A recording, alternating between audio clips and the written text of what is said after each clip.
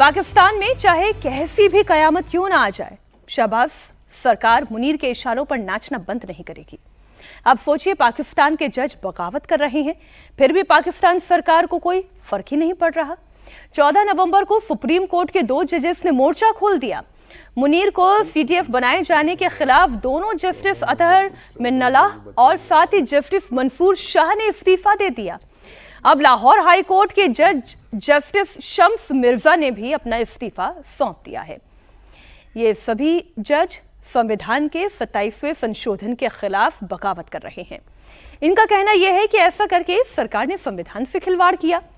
पाकिस्तान सरकार ने संविधान संशोधन कर मुनीर का ताज ताहयात महफूज कर दिया।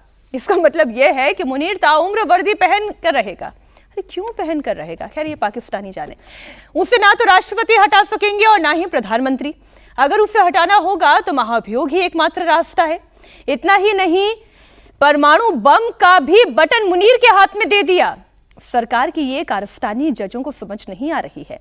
इसके बाद जज बगावत पर आ गए हैं और इसी कड़ी में जस्टिस शम्स मिर्जा का नाम भी शामिल हो गया है। तो पहले इसी पर बात कर लेते हैं। सारे अधिकार दे दिए विजय जी, जो मन चाहे वो कर सकते हैं। सरकार उसके हाथ, सेना उसके हाथ, बम उसके हाथ, पाकिस्तान की आवाम वो भी मुनीर के हाथ। देखिए मीनाक्षी जी, इसमें दो अलग अलग बातें जो सुप्रीम कोर्ट के जजेज कर रहे हैं।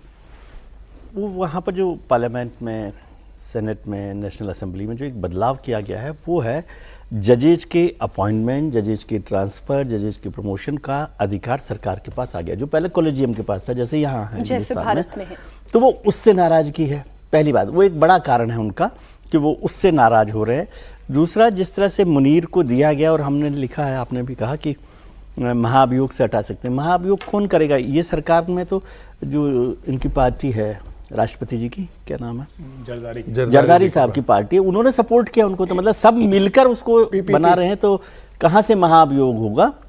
और ये बहुत खतरनाक है किसी भी डेमोक्रेटिक सिस्टम में। वैसे तो कहा ही जाता है कि डेमोक्रेसी अब तो दिख ही नहीं रही है। नहीं, कहने के लिए मतलब डेमोक्रेटिक सिस्टम तो है ना, डेमोक्रेसी नहीं दिख रही। वो तो वैसे भी कहा ही जाता है कि दुनिया भर में सब देशों के पास एक सेना होती है, पाकिस्तान अकेला ऐसा है जिसके पास एक सेना के पास देश है। तो वहाँ पर डेमोक्रेसी की बात ही नहीं है। और मुनीर ने जिस तरह से अपने को ताकतवर कर लिया है, पहले फील्ड मार्शल बनाकर और अब जो सीडीएफ बनाया उन्होंने अपने आप को, उससे बहुत बड़ी ताकत हो गई। लेकिन उससे भी बड़ा खतरा पाकिस्तान से ज़्यादा दुनिया के लिए है कि जब न्यूक्लियर बटन की पावर एक आर्मी चीफ को या जो आर्मी का नायक है उसको दे दी जाए, तो ये दुनिया भर के लिए चिंता होनी चाहिए। लेकिन ये सब क्यों हो रहा है? इसमें हम उसको नहीं छोड़ना चाहिए जिनके हाथ में बटन है। न्यूक्लियर बटन भले ही मुनीर साहब के पास हो, लेकिन मुनीर साहब का बटन तो ट्रंप साहब के पास है ना। बिल्कुल ठीक बात। तो ट्रंप ने जिस तरह से पूरे डेमोक्रेटिक सिस्टम को ख़त्म किया है पाकिस्तान को, और वो जानते हैं कि अफगानिस्तान के एयरबेस पर किस तरह से कब्जा करना है, उसमें मुनीर कैसे मदद कर सकते हैं, इसलिए ये सारी एक्सरसाइज हो रही है। तो ये बहुत छोटा खेल नहीं है कि केवल पाकिस्तान में ये हो रहा। और जो जजेज हैं, मुझे ध्यान है कि जब परवेज मुशर्रफ थे, मैं वहाँ गया था पाकिस्तान में, तो जनरल सीजीआई वहाँ जो पाकिस्तान के मुख्य न्यायाधीश थे वो चौधरी साहब थे, जस्टिस चौधरी। और जस्टिस चौधरी ने भी उस सरकार के खिलाफ बड़ा प्रदर्शन किया, उनको वो बंद कर दिया गया, नज़रबंद कर दिया गया। तो वहाँ पर जुडिशरी कई बार सरकार के खिलाफ वो समझती है और लड़ाई लड़ रही है। और जो आज इमरान खान साहब जेल में हैं, उनको जेल से छूटने की संभावनाएं लगातार बढ़ती जा रही हैं, क्योंकि अब 1-2 मुकदमों में उनको जमानत मिलनी है, तो वो छूट जाएंगे।